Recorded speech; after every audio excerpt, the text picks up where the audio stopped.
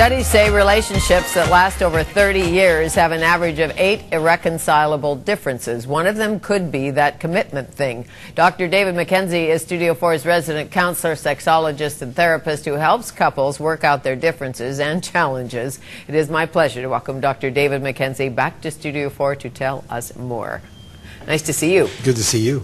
Did you like Trudeau? I loved him. You're a Trudeau guy? I could have given up my time just to listen to John speak about it. I just thought it was great. Oh, that wouldn't have been fair. The commute was too long. It was. And Trudeau, a very interesting study on commitment and his psychoanalysis. It's a great book. You have to read it. Yeah, I will. Yeah. Commitment. Do people commit to the relationship or do they commit to one another? Who do you commit to? Well, people usually commit to each other. We live in a romantic age in which people want that one special person. And all the studies indicate that there's something deep within us that wants to bond with one person. And so if we have problems in our early life, in our family of origin, where there has been neglect by the primary caregivers, they have what they call insecure avoidant attachment. And really? that can plague you. Insecure avoidant attachment. Attachment. I'm going to use that one day. Okay. And so that can really plague a person later on in life. With regard to commitment, I usually look at 3 main sources. One is that. The other is if perhaps somebody has had a very traumatic experience in a relationship. That's why when I do couples counseling, I take a thorough family of origin, sex profile, and relationship history with that person. It's amazing how even a high school romance of a year or 6 months, and if that person abandons you, how that can affect your view of relationships thereafter. Your trust. Absolutely. Sure. If somebody leaves you and you love them madly, maybe the next time you're more fearful. Oh, you're a little gun shy. Yeah. Some people seem to commit immediately. That's the one for me. Yeah. I'm in the trench with you forever. Others take forever and say they are committed but never really come to the plate, if you know what I mean. I don't mean marry you necessarily, but say they're in the relationship and they're really not. What's that about? I'm committed, but in reality, if you look at it, and I guess I'll just give you a simple example. You're young, you're in love, you live, boy, girl live together, 7 years in, he still hasn't married her. She wants to get married, he doesn't marry her, but he's committed. What's that about? Well, I think we have to make a distinction between commitment and marriage. I have a niece who's been with one man for 25 years, totally faithful. They have a better marriage than people who have the official piece of paper. So it's commitment we're talking about. And I consider, for instance, the common word is common law marriage. I consider those functional marriages when I interview a couple. And so some people need that symbolic form. I think it's very important, but others don't need that. The state says we're married. Yeah, it's more than a piece of paper. We're a species that lives by symbols. Certainly according to Carl Jung, he wrote a book on that. And so we need things that are tangible to us. I drink out of the same cup every day that my grandfather drank out of. I wear a wedding ring. They're all symbols that mean something more than what they are. And so marriage to many people is that symbol that we're committed. What are signs that a person is not committed? I know that sounds like an easy question, but I doubt it is. It's not an easy question at all. Okay. However, a lot of that depends on what the couple expects from each other.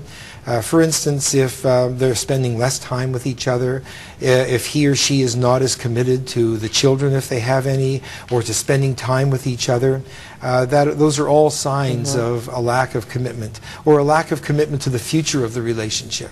They keep putting off buying a house together, or keep putting off future plans. It's a sign there's a fear there to go further. That's a sign that is not verbal. I always think it's important to judge people by their actions. Absolutely. And if somebody shows up on the weekends, buys you a house, you share a car, obviously by their actions, they're in the game, even if they don't say it or can't say it.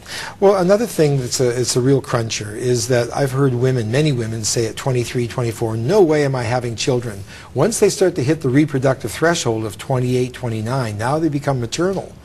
And so if they're with a man who does not want children, does not want a future with that kind of a family, I think a woman really has to step back and take a look at where her future lies. That's often a sign of a lack of willingness to commit. Right. Paul McCartney committed to his first wife. Obviously, they were committed to one another. If we believe what we read in the funny papers, they had a very happy marriage. And then Heather. So do you think he thought, well, I did it once and it was so much fun being committed that I'm going to do it again, or what? Well, I don't know Paul McCartney's marriage, of course, but some people will get into a relationship too soon after the breakup of a primary, rebound. Yeah, rebound. Even if that relationship was not a good relationship, they still have to grieve, as I've said before. And so sometimes people will also get into a second relationship thinking that they can somehow regain paradise. You cannot repeat a relationship that was wonderful and unfortunately your spouse died. You can't do that. And so people sometimes go in with unrealistic expectations into a new relationship. What about prenups? I know it's difficult, but say you're marrying a very wealthy person and the lawyers suggest you have a prenuptial agreement. There is a silent message that may say, well, if you're in this for life, why would it matter if we had a prenup? Well, I think prenups are excellent, actually, especially if there's a lot of wealth involved. I've always taught, and the most successful marriages are those who stand within their own circle of truth and who negotiate with each other what they want from life. It's not enmeshment. It doesn't mean that, you know, I love you, darling, because I share all of my fortune with you. It means that I love you as a person, and we will negotiate how we're going to have peaceful coexistence with each other. You know, enmeshment is not love. Enmeshment is sickness. Right. And so you don't get what you deserve, you get what you negotiate, and that's what marriage is negotiation. It's two individuals. Yes, two individuals living together, but you have to remain an individual. Marriages sometimes, however, stay together because the person is committed to the marriage. No matter what, they're never getting divorced, even if it's ugly and awful, and I think it's changing a bit now, but in our parents' day, you stayed together because of the children.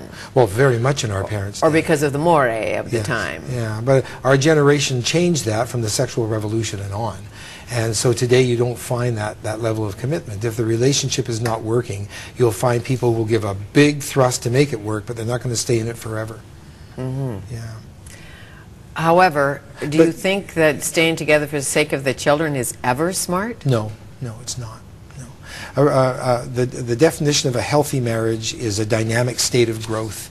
And when you reach a place where it's stagnant, where there's constant arguing and bickering, that's not a great role model for children. I believe that children need to see parents working through issues. I mean, the first argument you have, you don't split up. You don't throw in the towel easily. And so it is a commitment to the relationship. The relationship is bigger than the two of you individually. And so there is a commitment to each other, but also a commitment to this marriage. This right. Let's do everything we can to make this work, and if it doesn't work, let's split. Yes. Well, I think people go for splitting too quickly. Okay. Yes. So why? But you know how you hear on the bus, we're working on our relationship. Should a relationship be work? You bet. You really? Bet. You bet. Scott Peck in his book, The Road Less Traveled. It's supposed to be easy. No, sorry. Oh, Scott Peck starts his first line in The Road Less Traveled, life is difficult. I would like to write a book on relationships saying relationships are difficult. They are work. My wife and I work every day at our relationship. If you don't, you start to split apart from each other. It takes constant commitment and communication. So you try to understand what each other are saying. How do you work out the freedom thing? And not you personally necessarily, but part of commitment certainly is, if I commit, I'll lose my freedom. Well, that's interesting you say that. I was just at a conference in Las Vegas on relationships and sex therapy. And the studies that have come out show, for instance, that a man who holds a baby has reduction in testosterone. And a man who bonds with his wife and family, his oxytocin levels go up, which reduces his testosterone. That has evolutionary benefits to it for the woman, certainly. But when we look at commitment, we find that sometimes the passion begins to die away. And couples have to build in distance and obstacles in the relationship to keep the fire and the passion alive. I heard an interview yesterday on the radio, Esther Pearl, has just written a book. I think it's called Mating in the Wild. And she's a therapist from Columbia University. And she is talking about this whole phenomenon of the more intimacy you have, the less fire and passion you have. Some couples feel that when they start to lose the fire and the passion, it means we're out of love and the relationship is not there. Not true. There are two non-negotiable, non-compromising thrusts in each human being. One is the comfortable old slipper, the warmth, the intimacy, and the other is fire and passion. They're incompatible. They're always competing with each other. And when one takes over, you lose here. When this one takes over, you lose there. So you have to blend those constantly. See, I think, and this is a female perspective perhaps, I think the brain connection is the hottest connection you can have with another. That's because you're a female. Well, she said it here first. Well, again, I don't like categorizing males and females. Males have a deep need to connect at a brain level. I mean, even in the previous interview, John spoke about Trudeau marrying and being with women who are highly intelligent. And he had emotional connections with them, heart to heart. I'm not saying he didn't have physical connection too. Of course he did, but that it was very important to him. Yes, of course. What is that about? When it's important to females, say, to have a brain connection, not to a male, what's going on with men who don't care about that part? Oh, I think men care about it. Men who say they don't care about it or who run from it are likely damaged. Damaged from the child of origin, damaged from other things. Fear of intimacy? Absolutely. And fear of being left? Fear of being abandonment issues, which is also part of a fear of intimacy. But this insecure avoidant attachment causes a person who's been neglected in their early life to want to avoid relationships because it's too much hurt. Are some people so afraid of commitment they will sabotage an existing relationship? Yep, happens all the time. They set up the room for the relationship to fail. And that's why if someone is with a person who is not committed and who is avoiding and distancing, I always look at the other mate in that partnership. There's an interesting dance of intimacy going on. There's collusion happening at a subconscious level. And so they spark each other, they dance with each other, and as soon as, excuse me, as soon as one wants to become intimate, you'll find the other one subtly sabotaging it. It's the same with people who grow up in war zones for families, in which everybody's always arguing and bickering. And you get into a relationship, and when things start to go calm and nice, you'll suddenly find that arguments start. And if you begin to search that out, the individual who is raised in a home with all that bickering has a level of anxiety and discomfort. Something's not right. And so they'll subconsciously start an argument, and even though it's uncomfortable, they'll say, this reminds me of something familiar. And do you think people who come from homes where there is bickering attract others who come from homes where there was bickering, the bickerers of the world unite? It makes sense because it's familiar to you. High drama? Yeah. And we tend to attract the people who will help us work out those old movies of our past pains and brokenness. So if you do that, and it's not a good thing. No, but well, it is a good thing because that's the only person that holds the key to your healing. You wouldn't marry necessarily a person who is not touching those movies. I'll have a couple, and I'll say, John, I think you need to come and see me on your own. So John will come there, and it's like trying to pull hen's teeth. I can't get anything from him. It's not until his wife is in the room that it sparks all those shadows in him. It all comes alive.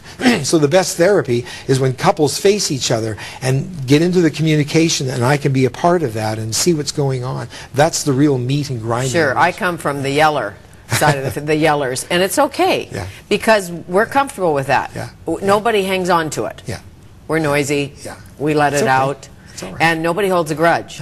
And I like that. When it's over, it's over. Well, relationships have a passion about them, and you know that the person's involved when you get into that. Not all people are like that, nor should that be the standard of a good relationship. But is there a fear in commitment issues of losing a part of you? People who are afraid to commit, they feel they're going to lose a part of them they value. Maybe they don't even know what part it is, but they're just afraid to jump in. Well, that's an interesting question. People who are in a relationship where they feel they're losing part of themselves or may, I think really need some help to work that out. You should not be losing a part of you. All of you should be coming in to enhance that relationship and make it vibrant and dynamic. If you feel you're losing part of who you are, that's not the relationship you want. No. But you know couples who say, when he's away, I really flower. When she's away, I have a great time. When you've seen couples come together in a room, this vibrant person, bubbly, fabulous, the mate walks in, you have a different person. They're not the same when they're together as they are when they are apart. That's got to set off Well, it's the same thing I was... bells for you. Well, yes and no. If there's a tension there, if there's a hesitancy to want to talk and express themselves, yeah, that sets off bells. But in relationship, they touch each other at levels that other people simply cannot touch them. There's a reason why they chose each other to be a mate. And you know, he is not in a relationship with me like she is, so she can bring that out. I can't. Right. What does sexual fidelity have to do with commitment? There are relationships that are open, marriages of sorts. Yeah. I don't care what he does sexually as long as he comes home at night. Oh yeah, I counsel couples like that. Really? Oh, absolutely. And just talked to a group of swingers. They feel that sex does not need to be linked to love and commitment. There are others in which that's non-negotiable. Sex needs to be linked to love and commitment. And I think there's something very deep within the human species that probably is not monogamous, but that has to be tamed in a relationship. And so there is constantly this need for variety that we have, both men and women. And so when we're with each other too much, that variety begins to lessen, and that starts to drive within us. Flirting allowed in some relationships, not in others, but that's a control thing. Well, flirting is, as I said in my last interview, much different from sexual teasing. Flirting is a part of life. And some who are feeling insecure about themselves, insecure in the relationship, will be threatened by that because they fear it's going to lead to something more. They'll lose that person. However, if you're the mate and you think, what I know is he loves me madly and he's committed to me forever, Yes. it's helpful when he goes away, whether he's going to the office, he's going to a foreign country, he's on a golf trip with the boys, I would assume, that if you really know, and who does ever really know? Is that part of the fear of commitment? Like some people say, I can't tell you I'll be here forever because I don't know.